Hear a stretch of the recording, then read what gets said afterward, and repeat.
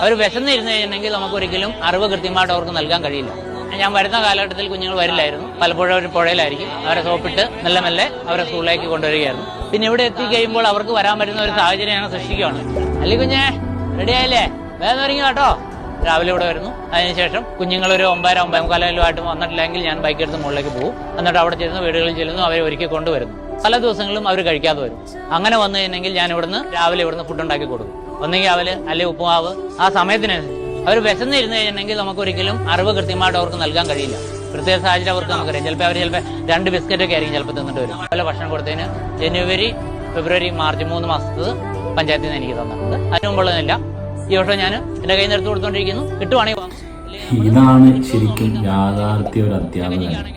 കുഞ്ഞുങ്ങൾക്ക് വാങ്ങും. ഇല്ലെങ്കിൽ നമ്മൾ ഫണ്ട് കിട്ടുമോ നോക്കിയിട്ട് നമ്മൾ ഇതിലേക്ക് നിൽക്കുന്നില്ല. ഉച്ചക്കഞ്ഞി ഭൂമിയിൽ ആ കുട്ടികൾക്ക് ഒരു ദൈവമുണ്ടെങ്കിൽ ഇതാ ഈ സാറാണ് കുട്ടികളുടെ